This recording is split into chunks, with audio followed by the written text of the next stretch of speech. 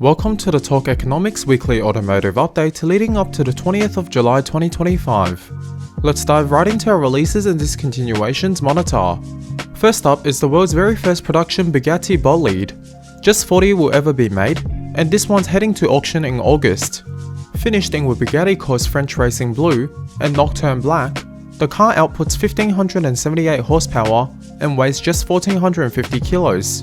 It's Bugatti's send-off for the W16 engine. The cockpit is stripped down, purposeful, and loud, with the 8-litre engine roaring just behind your head. Price is estimated to be between 4.5 and 6 million US dollars. BMW is preparing a more aggressive version of the standard M2. It is not quite a CS, but clearly aiming to close the gap. It has been dubbed to be a street-legal track day pack. From the press shots, the big additions are a swan neck rear wing and a front splitter extension. BMW says it's currently being tested at the Nürburgring, but power output hasn't been confirmed yet. Likely somewhere between the regular M2 and the CS, which would be around the 500 mark. Following on from the M2's track pack, next is a race car that actually lives on the track. Porsche has unveiled its new 992.2 base cup car for the 2026 season, the latest update for its long-running one-make racing series. What sets this apart is the fuel. Porsche has tested the car exclusively on a new eFuel blend that has been made from methanol to gasoline and waste-based ethanol.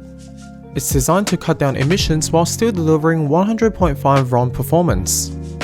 Whether this type of fuel will make it to road cars anytime soon is unclear. For now, it's being used in purpose-built track cars with no intention of leaving the circuit.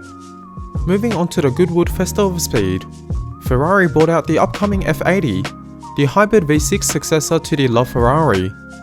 The car is technically impressive, sure, over 1100 horsepower from the turbo V6 and 3 electric motors, but the sound was a bit underwhelming for something that's meant to steal the show.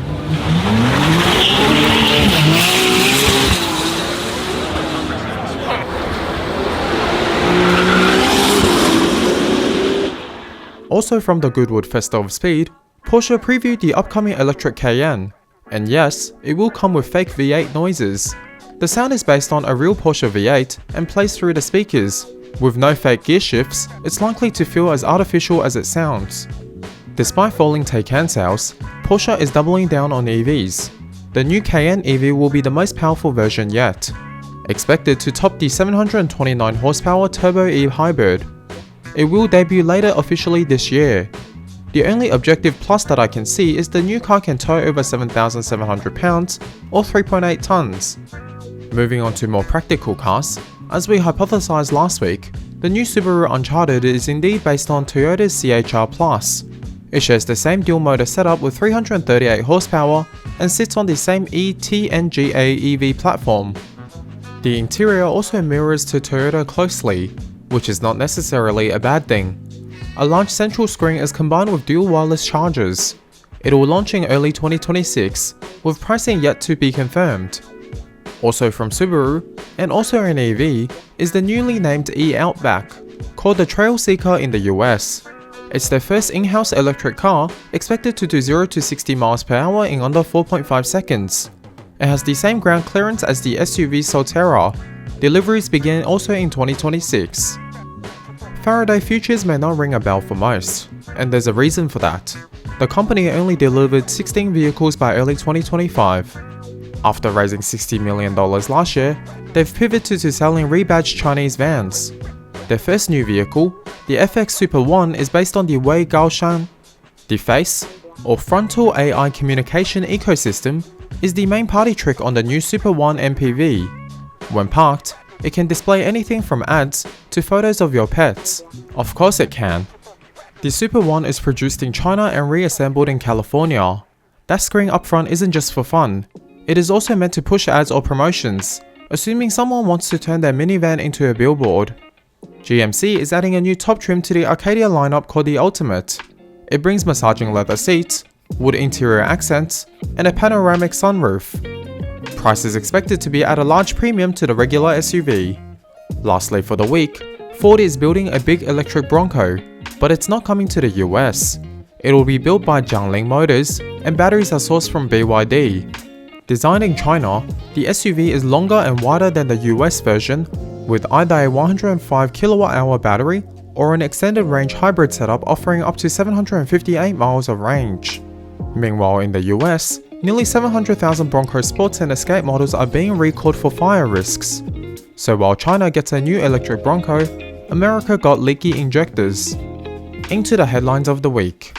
The agency behind the Bronco recall, and most other vehicle recalls in the US, is losing over 25% of its staff. With 2025 being the largest years of recalls for brands like Ford, it's not exactly ideal timing for NHTSA to be downsized, although it is part of a larger US government cost-cutting measure. GM is working on technology that spots bad roads before you hit them. It uses sensors and cameras to monitor suspension movements, vibrations, and more, then warns the driver or suggests a better route. The system was revealed to be a newly published patent from June 2025. Given the state of US roads, it might be one of GM's more useful ideas in recent memory. Mercedes is adding Microsoft Team video call starting with its new CLA. The driver's screen is still turned off in motion, but everyone else still sees your face, because apparently, commuting in peak hour traffic isn't miserable enough. Into a bigger piece this week on Chinese EVs. China's leadership is rethinking its full-speed push into EVs and AI. The government has questioned whether every province needs to chase the same tech sectors, as overcapacity and price war continues to squeeze profit in the EV market.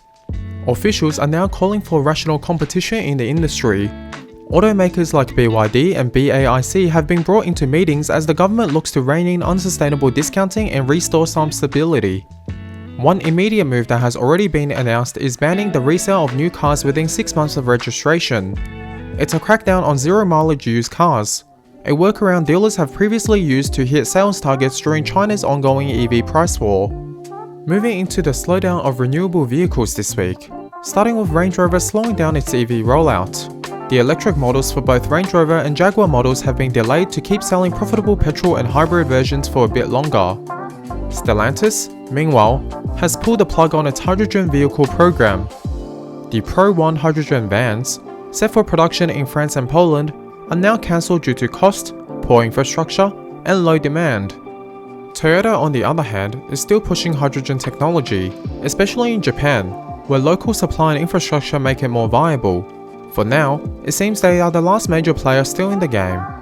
In other news, Uber is buying 20,000 EVs from Lucid and investing an additional $300 million as it pushes into robo-taxis with Nuro. And lastly for the week, Tesla's insurance arm is facing a class action lawsuit in California. The lawsuit claims Tesla delayed and underpaid claims, forcing customers to abandon them or pay out of pocket. That was all for this video. Thank you very much for watching, and please look forward to weekly videos on an ongoing basis. On that bombshell, goodbye.